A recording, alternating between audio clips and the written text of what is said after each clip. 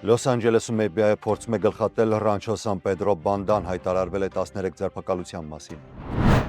Իլինոյսում զինվորներ, ոչ թե զորավարժության, այլ Թրամփի հրամանով։ Նահանգապետը բողոքում է, դա պատերազմ է նահանգի դեմ։ Գազայում նոր ռումբեր ու միաժամանակ ընթացող բանակցություններ, պատերազմի պատմությունը շրջեց երկրորդ տարվա էջը։ UCLA ուսանողները մոմեր են վառել հիշատակ պաղեստինցի զոհերի, իսկ Նյու Յորքում իսրայելացիների համար։ Լռության րոպեներ պատերազմի աղմուկի միջից։ Պատերազմի մեկնարկից ի վեր ԱՄՆ-ն Իսրայելին տվել է 21 միլիարդ դոլարի աջակցություն, իսկ խաղաղությունը որքան արժե։ Նորվեգիայի արքայազնը Մինեսոտայում բունադով, ժպիտներով ու մի պարզ ուղերձով մեր ժողովուրդները բարեկամ են։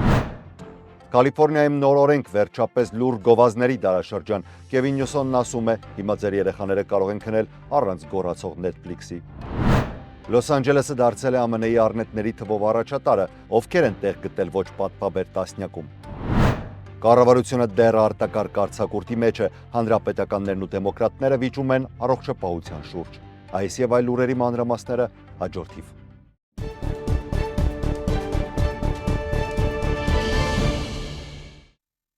Կրկին ողջույն սիրելի հայրենակիցներ, USR Media YouTube-յան ալիքում շարունակում ենք աշխատանքը, փոխանցելով ձեզ օրվա ամենաթարմ ու կարևոր լուրերը։ Ես Հարություն Մինասյանն եմ, շնորհակալություն եմ հայտնում բոլորին մեր աշխատանքի հանդեպ ցուցաբերած վստահության եւ բարձր գնահատականի համար, իսկ մեր նոր բաժանորդներին սրտանց բարի գալուստ մեր ընտանիք։ Շնորհակալ ենք, որ ընտրել եք մեզ որպես վստահելի եւ անկողմնակալ տեղեկատվական այլընտրանքային աղբյուր եւ այս ժամի համար նախատեսված լուրերը։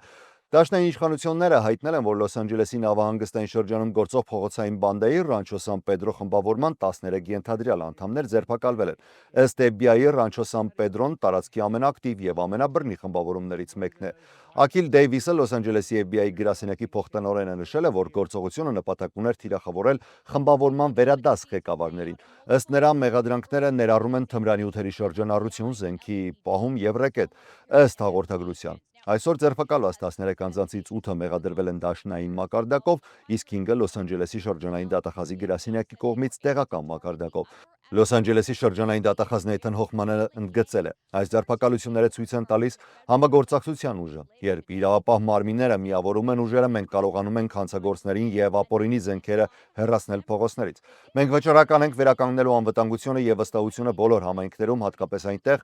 որտեղ ամենաշատն են տուժել բանդաներից։ Եթե մեղադրյալները մեղավոր ճանաչվեն, նրանցից շատերը կանգնելու են մինչև ՑՄԱ ազատազրկման սպառնալիքի առաջ։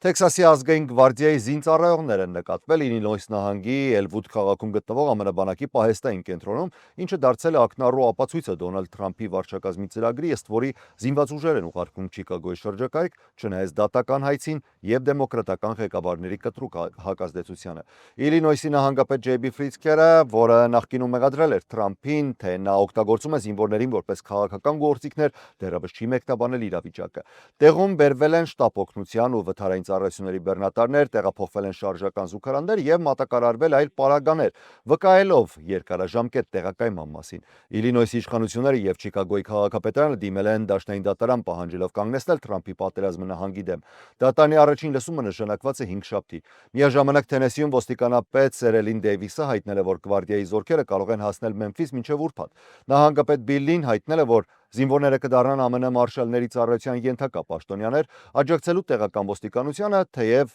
նրանց դերը դեռևս հստակ չի ձևակերպված։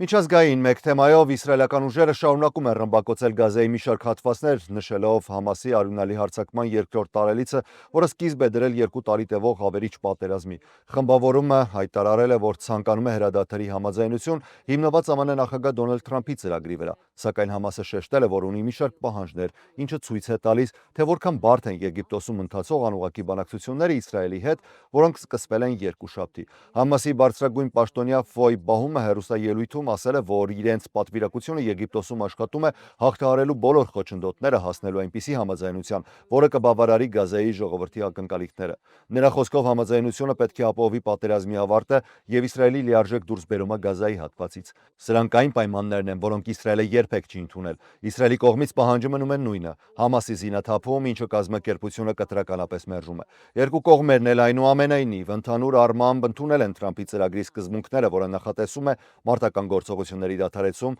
պատանդների ազատում և մարդասիրական օգնության մեծածավալ մուտք Գազա։ Այս ծրագիրն աջակցություն է ստացել նաև արաբական և արևմտյան պետությունների կողմից, և բանակցություններն էլ համարվում են մինչև այժմ ամենահավանական տարբերակը պատերազմի ավարտի ուղղությամբ, որը 2 տարվա ընթացքում խլել է տասնյակ հազարավոր պաղեստինցիների կյանքը և ավերել Գազան սկսած 2023 թվականի հոկտեմբերի 7-ի հարձակման օրվանից։ Իսրայելի վարչապետ Բենյամին Նեթանյահուն առայժմ չի մեկնաբանել բանակցությունների ընթացքը, մինչդեռ բոլոր կողմերի պաշտոնյաները հորդորել են զգուշություն արագ համաձայնության վերաբերյալ կանխատեսումների հարցում։ Միացյալ Նահանգների ներկայացուցիչները հայտնել են, որ բանակցությունները նախ կկենտրոնանան մարտական գործողությունների դադարեցման վրա,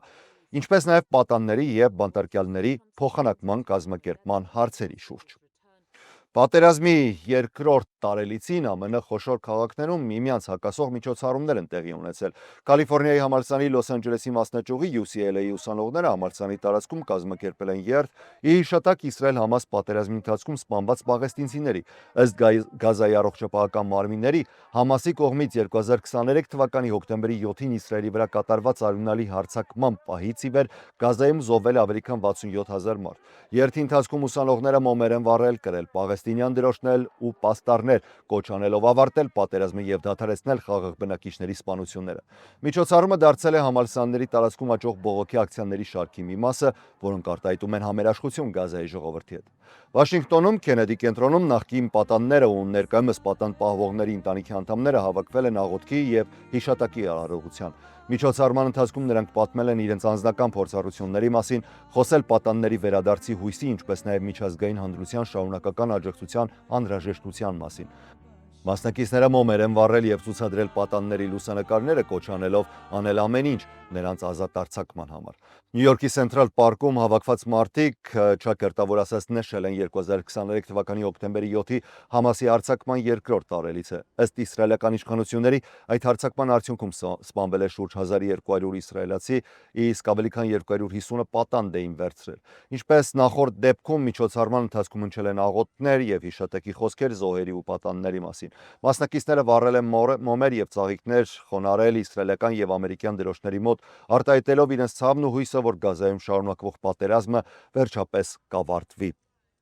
Նույն թեմայի շրջանակում ամենահատուկ դեսպան Սթիվ Վիտկոֆը և նախագահ Դոնալդ Թրամփի փեսան Ջարեդ Քուշները նախատեսում են մեկնել Եգիպտոս և այնտեղ հասնել չորեքշաբթի մասնակցելու Իսրայելի և Համասի միջև ընթացող անուղղակի խաղաղ բանակցություններին։ Սպիտակրան խոսնակ Քերոլայն Լևիթը հաստատել է, որ Վիտկոֆը և Քուշները ներգրաված են բանակցություններում, որոնք կենտրոնացած են Թրամփի կողմից անցած շաբաթ ներկայացրած ծրագրի վրա, նպատակ ունենալով ավարտել Գազայի պատերազմը։ Բանակցությունները, որոնցում Եգիպտոսը և Քաթարը հանդես են գալիս որպես միջնորդներ, շարունակվել են երկրորդ օրվա ընթացքում Եգիպտոսի Շարմ էլ-Շեյխ հանգստավայրում։ Համասի հիմնական պահանջներից է երաշխիքը, որ Իսրայելը չի վերսկսի պատերազմային բանից հետո, երբ ազատ արձակվեն հոկտեմբերի 7-ին առևանգված վերջին 48 պատանդները։ Ըստ Իսրայելի տվյալների նրանցից մոտ 20-ը դեռևս ողջ է։ Բանակցություններին Իսրայելի պատվիրակությունը մասնակցում է Գալ Հիրշի գլխավորությամբ, պատանդների և անհետ կորածների համակարգող Նեթանյահուի գրասենյակից, իսկ Համասին ներկայացնում է խմբավորման գլխավոր բանակցող Խալիլ Ալ-Հայան։ Նոր ակադեմիական ուսումնասիրության համաձայն վերջին 2 տարվա ընթացքում Գազայի պատերազմի սկզբից ի վեր ԱՄՆ Բայդենի և Թրամփի վարչակազմների օրոք Իսրայելին տրամադրել է առնվազն 21.7 միլիարդ դոլարի ռազմական օգնություն։ Այս տվյալը հրապարակվել է այսօր Իսրայել-Գազա լայնածավալ պատերազմի երկրորդ տարելիցին։ Ուսումնասիրությունը հրապարակվել է Բրաունի համալսարանի, Վաթսոնի հանրային և միջազգային հարցերի դպրոցի Costs of War ծրագրի կողմից։ Այն հիմնված է բաց տվյալների վրա և ներկայացնում է ամենաամբողջական հաշվետվություններից մեկը Միացյալ Նահանգների ռազմական օգնության ծավալների մասին Իսրայելին և ամերիկյան ռազմական ներգրավվածության գնահատականների վերաբերյալ Մերձավոր Արևելքում։ Երկրորդ զեկույցը նշում է, որ Միացյալ Նահանգները վերջին 2 տարում Մերձավոր Արևելքի ավելի լայն տարածաշրջանում, այդ թվում Եմենի հութիների և Իրանի ռազմական օբյեկտների դեմ գործողություններում ծախսել է մոտավորապես 10 միլիարդ դոլար լրացուցիչ գումար։ Պետդեպարտամենտը դեռևս չի արձագանքել զեկույցին, Սպիտակ տունն էլ հարցը վերաուղղել է Պաշտպանության նախարարությանը։ Հիմնական զեկույցի համաձայն առաջին տարում Բայդենի նախագահության օրոք Իսրայելին տրամադրվել է 17.9 միլիարդ դոլար, իսկ երկրորդ տարում 3.8 միլիարդ դոլար։ Զեկույցի հեղինակները նաև ընդգծում ընդգծում են, որ առանց ԱՄՆ-ի ֆինանսական եւ ռազմական աջակցության Իսրայելը չէր կարողանա պահպանել իր այսքան ինտենսիվ գործողությունները Գազայի տարածքում։ Նրանք նշում են, որ տարբեր երկկողմ պայմանագրերով Իսրայելին նախատեսվում է հատկացնել տասնյակ միլիարդավոր դոլարների նոր օգնություն արդեն ապագայում։ Կանք վերջապես Միացյալ Նահանգներ Նորվեգիայի թագաժառանգ Արքայազն Հակոնը այսօր այցելել է Մինեսոտա նշելու Նորվեգիայից դեպի Միացյալ Նահանգներ կազմակերպված արտագաղթի 200-ամյակը, ընդգծելով երկու երկրների միջև դարավոր եւ ամուր կապերը։ Մինեսոտան ըստ նահանգային տվյալների ունի ավելի քան 800,000 բնակիչ, ովքեր նորվեգական ծագում ունեն։ Սա Միացյալ Նահանգների բոլոր նահանգներից ամենաբարձր ցուցանիշն է։ Ընդհանուր Հյուսիսային Ամերիկայում շուրջ 5 միլիոն մարդ ունի նորվեգական արմատներ։ Հակոնը օրվա սկիզբն անցկացրել է Մինեապոլիսում, Նորվեյ Հաուզում մի կենտրոնում, որը ներկայացնում է ժամանակակից Նորվեգիան արվեստի, առևտրի եւ մշակույթի միջոցով։ Թագաժառանգին դիմավորել են մեծ բազմությամբ, այդ թվում կանայք, աղջիկներ եւ երեխաներ, ովքեր հագել էին ավանդական բունատ ազգային տարազներ։ Նա նաև բացել է Նորվեյ Հաուզի նոր Սագա Սենթերը, ընտանեկան ինտերակտիվ ցուցահանդես, որտեղ այցելուները կարող են ուսումնասիրել իրենց կապը Նորվեգիայի հետ 3D մոդելների միջոցով շրջելով բացօթյա եւ քաղաքային միջավայրերում։ Այնուհետև Հակոնը այցելել է Սենթ Փոլի նահանգային կապիտոլ, որտեղ հանդիպել է Մինեսոտայի նահանգապետ Թիմ Վոլցին։ Վերջինս ընդգծել է, որ նորվեգական ժառանգությունը Մինեսոտայի ինքնության հիմնասյուներից է։ Թողարկման այս հատվածում թույլ տվեք շնորհակալություն հայտնել մեր գործընկերներին այն աջակցության համար, որը թույլ է տալիս մեր ժամանակը նվիրել հայրենակիցներին անկախ լրատվություն եւ այն էլ մեր մայրենիով մատուցելուն։ Տեսեք, համարենք, թե սա գովազդ էր, բայց ձայնի փոփոխություն չկար։ Կարծում եմ շատերդ եք նկատել, անգամ բարկացել, որ դիտում եք ինչ-որ կարևոր հաղորդում, դիցուկ լուրեր եւ հանկարծ գովազդ է սկսում, գերազանցելով հաղորդման ձայնը մոտ 10 անգամ։ Գիտեմ, նյարդայնացնող է։ Եվ այսօր Կալիֆոռնիայի նահանգապետ Գևին Նյուսոմը ստորագրել է նոր օրենք, որը արգելում է Netflix, Disney+, Amazon Prime եւ նման հոսքային ծառայություններին հանկարծակի բարձրացնել ձայնի մակարդակը գովազդների ընթացքում։ Օրենքը SB 576-ը, որը հեղինակել է նահանգային սենատոր Թոմաս Ումբերգը, պարտադրում է հոսքային հարթակներին պահպանել գործող նորմերը, որոնց համաձայն հեռարձակողները պարտավոր են ապահովել, որ գովազդների ձայնի մակարդակը չգերազանցի հիմնական բովանդակության ձայնը։ Սենատոր Ումբերգը նշել է, որ այս օրենքի գաղափարը ծնվել է փոքրիկ Սամանթայի եւ բոլոր դժգոհող ծնողների համար, ովքեր մեծ ջանքերով քննացրել են երեխային, բայց հանկարծ բարձր ձայնով հնչած գովազդը փչացրել է ամեն ինչ։ Այս օրենքի միակ բացասական կողմն այն է, որ ուժի մեջ է մտնելու միայն հաջորդ տարի հուլիսի 1-ից։ Կանք Լոս Անջելես, իհարկե մնանք Միացյալ Նահանգներում եւ բոլոր նահանգներում, որտեղ այստեղ Լոս Անջելեսը առաջատարն էր, դրա համար սկզբում նշեցի Լոս Անջելես։ Ըստ ելփի նոր տվյալների Միացյալ Նահանգներում ամենաշատ առնետներով քաղաքները տեղափոխվել են դեպի արևմուտք։ Այժմ առաջին երկու առնետային մայրաքաղաքները գտնվում են Կալիֆոռնիայում։ Լոս Անջելեսը ստացել է ոչ այնքան պատվաբեր Ամերիկայի առնետների թիվ 1 կենտրոն կոչումը, ունենալով ամենաշատ որոնումները Rodent Services առնետների դեմ պայքարի ծառայություններ թեմայով։ Հետազոտության համաձայն Լոս Անջելեսը խիտ բնակեցված թաղամասերով հանդիսանում է իդեալական թաքստոց առնետների համար։ ԵԼՓ-ը հաշվարկել է, թե որքան հաճախ է օգտագործվել Rodent բառը 1 միլիոն որոնման հաշվով, համեմատելով 2024 թվականի օգոստոսից մինչև 2025 թվականի հուլիսը եւ 2023 թվականի օգոստոսից մինչև 24 թվականի հուլիսն ընկած ժամանակահատվածները։ Բացի այդ, վերլուծվել են առնետներին առնչվող որոնումները ամբողջ ԱՄՆ-ում, սկսած 2022 թվականի հունվարից մինչև 2025-ի հուլիս։ Երկրորդ տեղում է հայտնվել Սան Ֆրանցիսկոն, որտեղ ըստ զեկույցի հին շենքերի ճարտարապետությունը եւ խիտ բնակեցված թաղամասերը ստեղծում են իդեալական պայմաններ, որպեսզի այս փոքրիկ կենդանիները գտնեն մուտքեր եւ ապաստան։ Նյու Յորք քաղաքը նահանջել է երրորդ հորիզոնական։ Եվ վերջում ԱՄՆ գլխավոր թեմայով։ Կառավարությունը շարունակում է մնալ կաթվածահար պետական ֆինանսավորման դադարեցման 7-րդ օրը եւ երկկուսակցական բանակցությունները դեռևս փակուղում են։ Դեմոկրատները ու հանրապետականները միմյանց մեղադրում են ճգնաժամի շարունակման համար, իսկ առանցքային վեճը կապված է առողջապահության մատչելիության ակտի եւ դրա վճարային սուբսիդիաների երկարացման հետ։ Դեմոկրատները պնդում են, որ պետք է պահպանել եւ երկարացնել COVID-ի ժամանակ ընդլայնված առողջապահական սուբսիդիաները, որոնք թույլ են տալիս միլիոնավոր ամերիկացիների վճարել ապահովագրական պլանների դիմաց։ Իսկ հանրապետականները պնդում են, որ համակարգը կոտրված է եւ պահանջում է զգալի կրճատումներ կամ բարեփոխում։ Թե ինչպես կավարտվի փակուղին պարզ չէ։ 100 հազարավոր դաշնային ծառայողներ արդեն աշխատում են առանց վարձատրության, իսկ բազմաթիվ պետական ծրագրեր կասեցված են։ Դեմոկրատները համոզված են, որ հանրային աջակցությունը իրենց կողմն է, քանի որ պայքարում են առողջապահական օգնության պահպանման համար, բայց առողջապահությունը որպես քաղաքական թեմա շարունակում է մնալ կոնգրեսի ամենաբարդ եւ պառակտող հարցերից մեկը։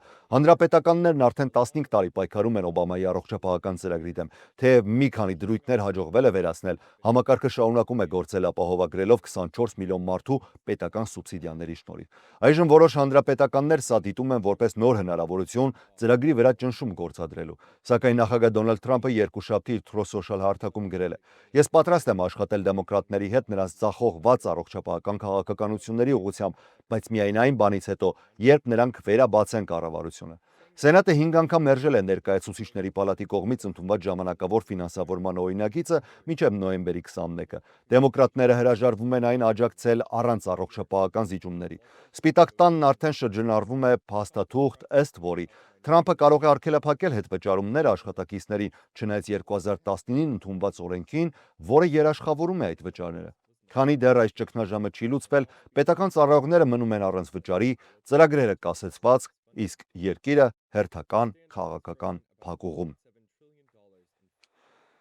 Նա ինչ այսօրվա համար առանձնացրել էինք այսքանը, ես Հարություն Մինասյանն եմ, շնորհակալ եմ ուշադրության համար, առողջ եղեք։